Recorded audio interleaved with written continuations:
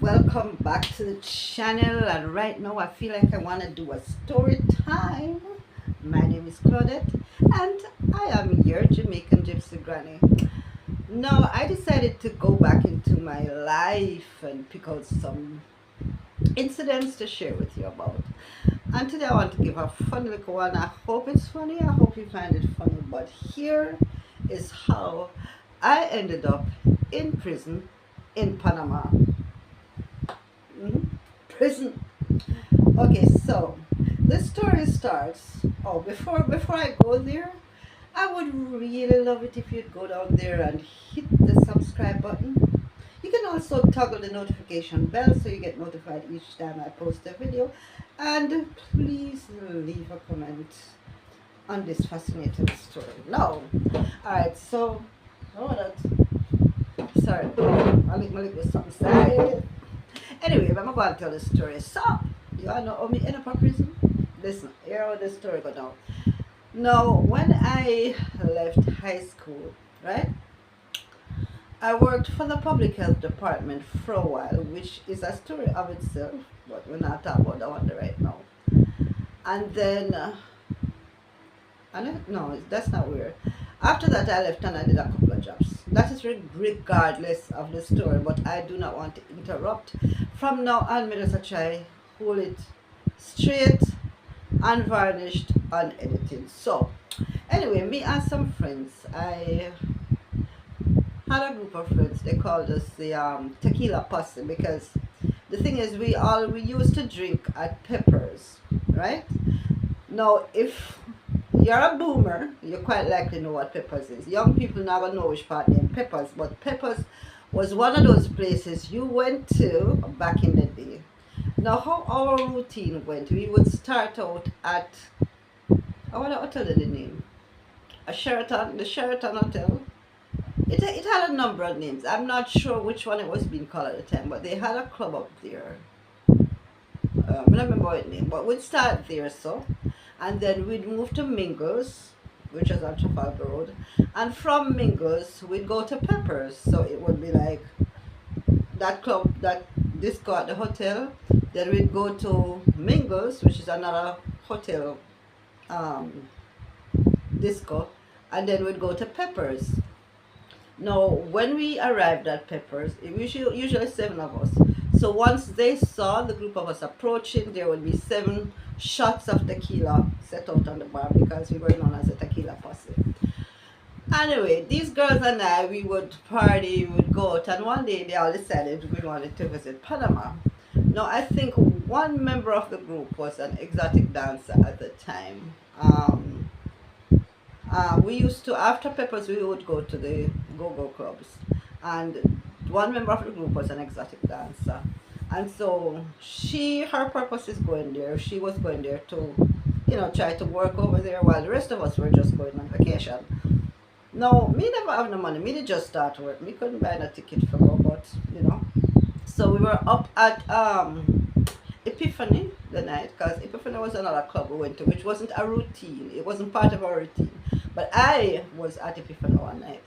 And I met this gentleman, and, I was just telling him that my friends were planning to go to Panama, but I don't think I'll be able to make it because I can't afford a ticket. He says, do you want to go? I said, sure. He says, all right, come by my office and I'll give you a check to buy the ticket. Now, of course, I never believe him because, I'm young, I'm new to this going out world. So I didn't know how the streets ran at that time. Trust me, I learned about it later on. But I didn't know how things come, But anyway, he said, must come. Gave me his number, so I called him the Monday and he says, yeah, come pick up the check. So I went and I picked up the check and I bought the ticket and I went to Panama. Alright? Peoples, now I had only gone to Panama for a few days because, as I said, I'm working.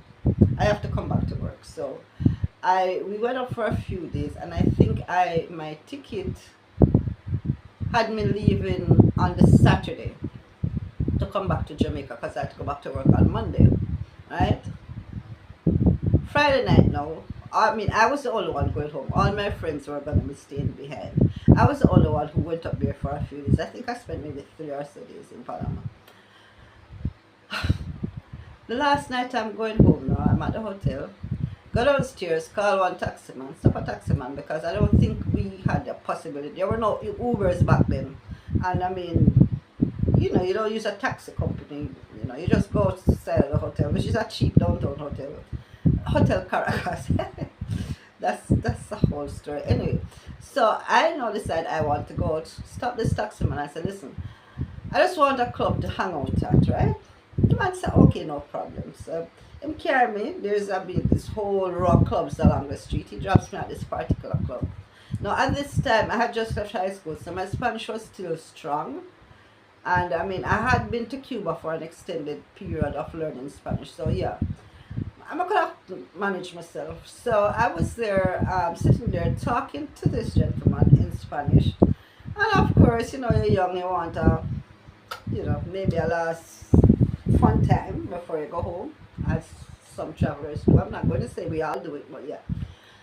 And so while I'm there talking to this gentleman in Spanish, I feel a tap on my shoulder.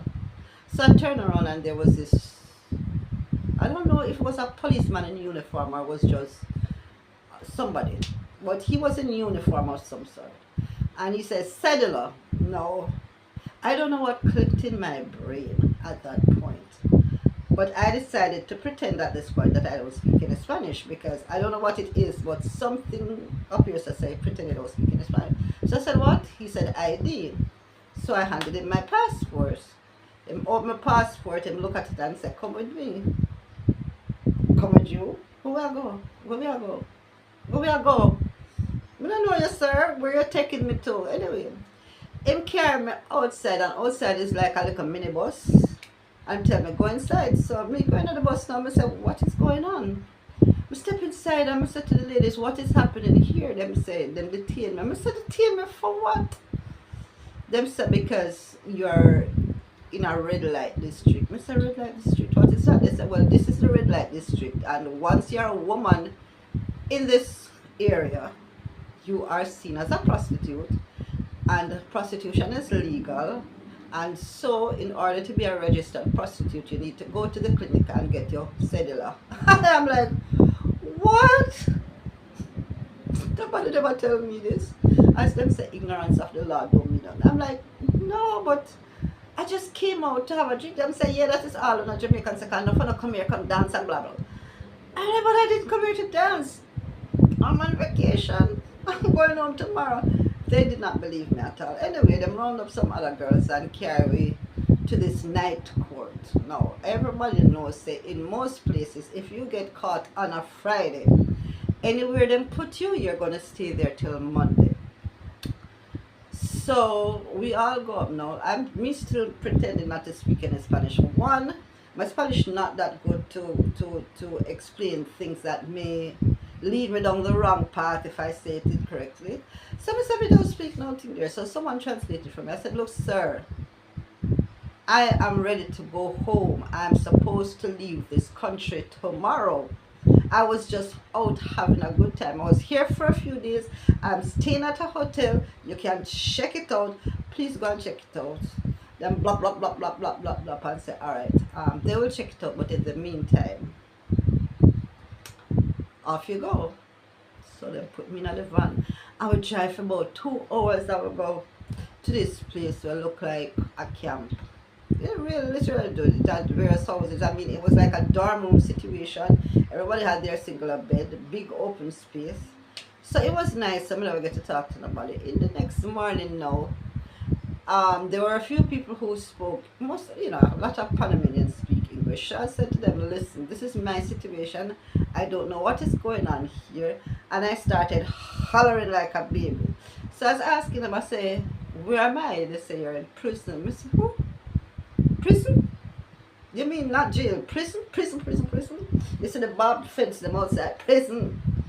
I asked one lady what she did here. She said, murder. Murder? Murder? Oh, you kill him. Our boyfriend did that cheap now. She killed him. Okay. Another lady, why are you here? Diamond theft. And these were the crimes. Me, I was just in the wrong place at the wrong time. Anywho, I mean, I explained to them what happened, and with my balling and stuff, we all had duties to do. Them never made me do nothing. Them just made me lie down and sleep and stuff. I stayed there. It was quite nice actually because there were no shackles. You weren't locked away. You had proper bathroom and stuff.